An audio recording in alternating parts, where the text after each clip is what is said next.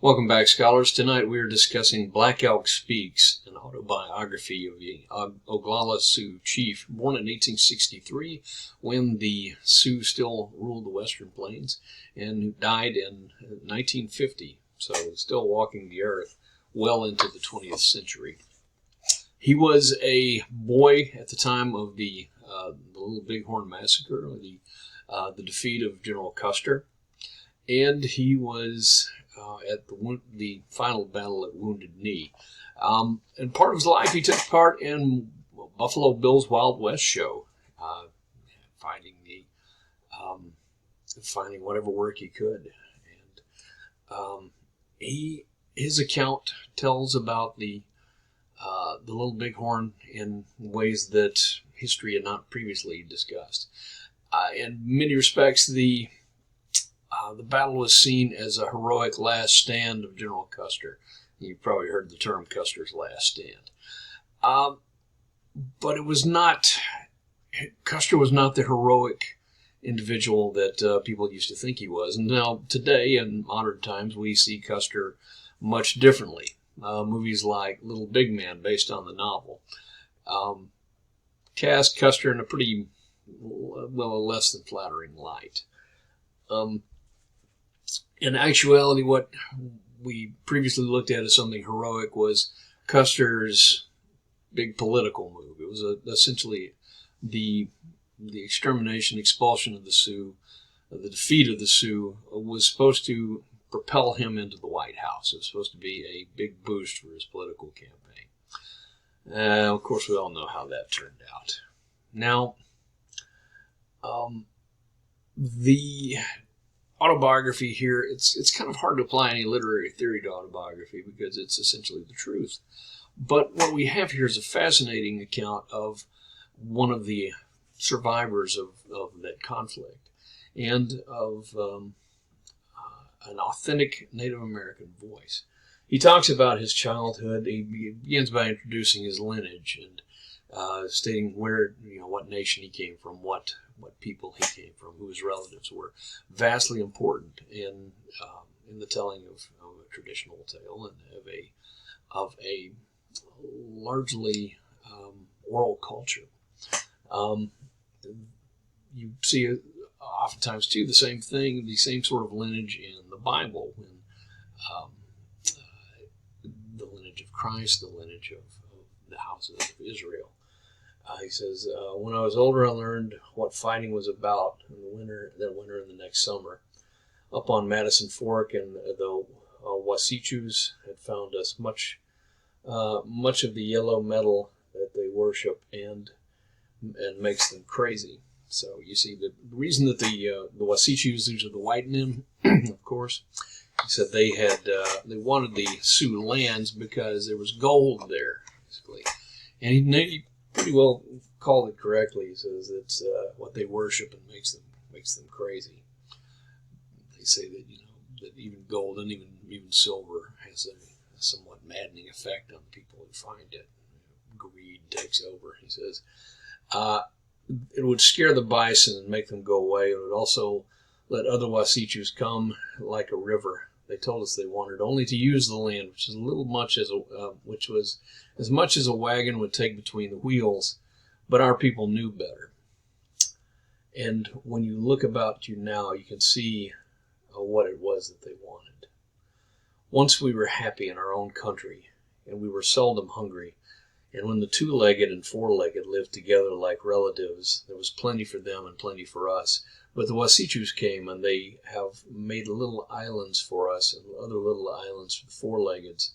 And always these islands are becoming smaller, for around them surges the gnawing flood of Wasichus, and it is dirty with lies and greed. Okay, so he's talking about the reservations. He's talking about a time when the Native Americans lived in harmony with nature, and there was it was a very a sort of environmentally sustainable system. There was enough, according to Black Elk, there was enough game for them. There was enough food and land for the deer, the game animals. He says, but the Wasichus, the white people, they said, we wanted we only want a little bit of land, but they lied, and they pushed the Indians and the animals into small reservations. Reservations for animals here, of course, in national parks. He's discussing the Indian Removal Act and the work thereof after the Civil War, and how we've essentially taken the land away from the Indians and placed them in small preserves. Yeah. Now, it is not my purpose here not our purpose to prosecute the deeds of our ancestors. It is kind of disingenuous to even try to do so, because we are living we are reaping the benefits of what they did.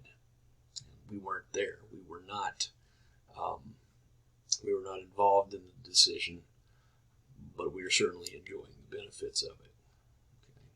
So I find it a little wrong and unkind to prosecute people who are long gone and who we are enjoying the fruits of their labor. However, it is important to tell these stories and to acknowledge these stories, both historically and in literature. These voices are very much part of America, and their ideas, their thoughts are vital as part of the American canon. Now, here is an image of black elk. I'm not sure what year this photograph was taken, but let's see.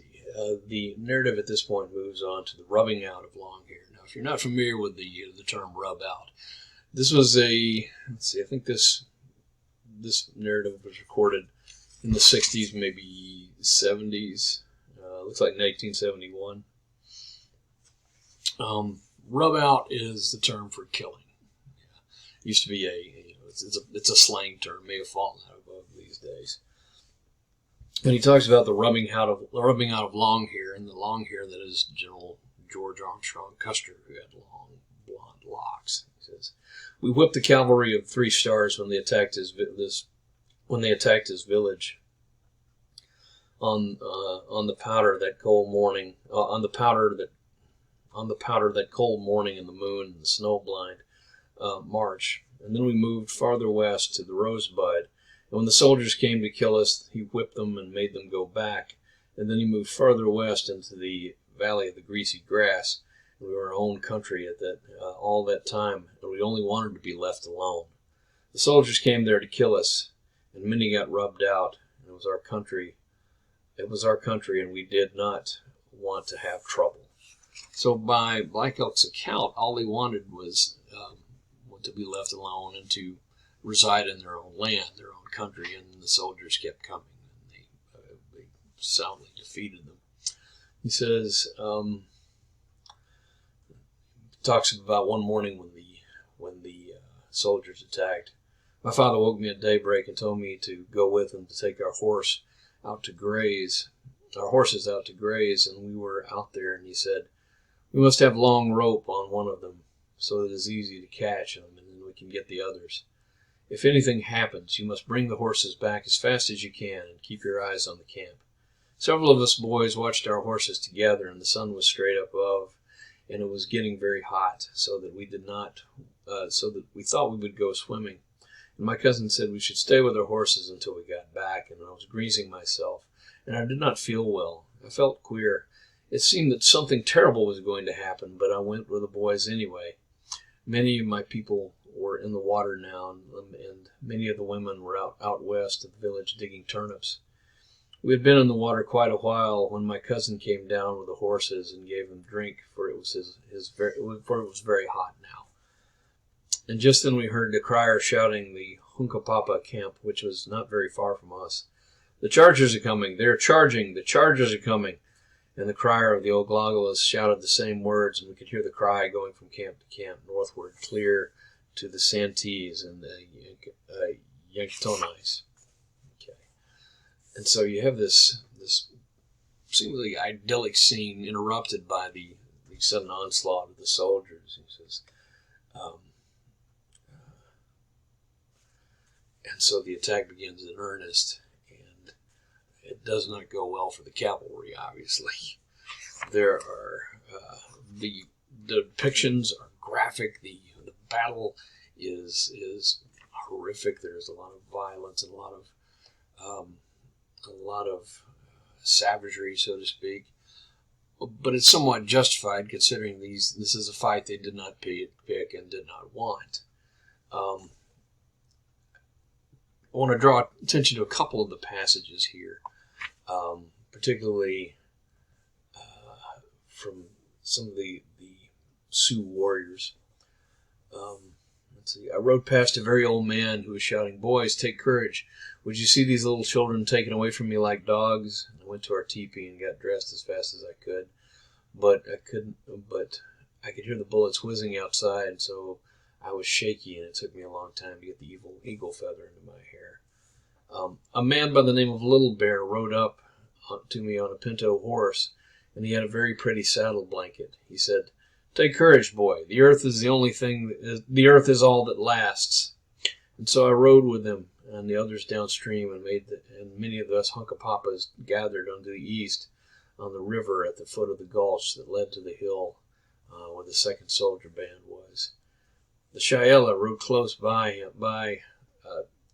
close to them in a circle several times, and all the soldiers shot at him, and then he rode back to where he had stopped at the head of the gulch, and he was saying, "Ah." Someone said, "Cheyenne, friend, what is the matter?" And he began undoing his spotted belt, and when he shook it, bullets dropped, and he was very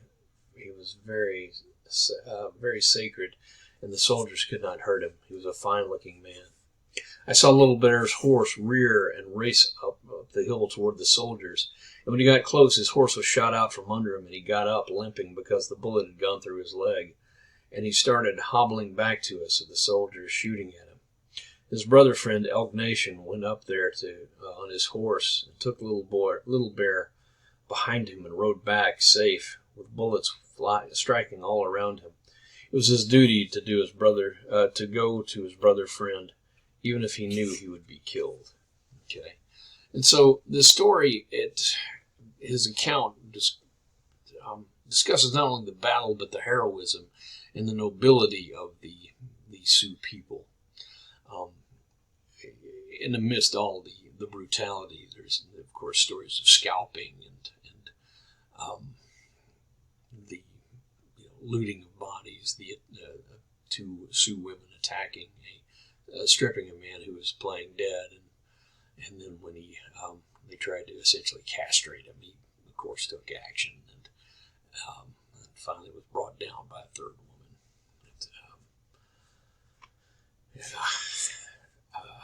So finally, I'll want to draw your attention to the war song here, the killing song.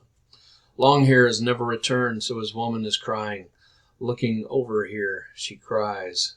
Long hair, guns I had none, you brought them to me, I thank you, you make me laugh. Long hair, horses I had none, you brought me many, I thank you, you make me laugh. Long hair, where he lies nobody knows, crying they seek him, he lies over here. Let your holy irons, that's guns. Let go your holy irons, guns. You are not man enough to do any harm. Let your holy irons go. After a while I got tired dancing, and then I went to so tired dancing that I went to sleep on the ground right where I was. My cousin Black Wasichu died that night. Okay. So, if anything, if there's anything we can derive from this story, it's the human face and the other side of the story, the actual account of the Battle of the Little Bighorn. There was none from Custer's side because there were no survivors. If anything, this tells us what happened, and it gives a different light to the Oglala Sioux people. It's an important document, I think, because of the authenticity of the account. So that is Black Elk. I'm going to leave you with a couple of quotes here from him. It is hard to follow one great vision in this world of darkness, and of many changing shadows. Among those men get lost. And it may be that some little root of the sacred tree still lives. Nourish it then, and it may leaf and bloom and fill with singing birds. All right. I hope you've enjoyed Black Elk Speaks. It's a fascinating story and a fascinating account. And I'll see you in the next video.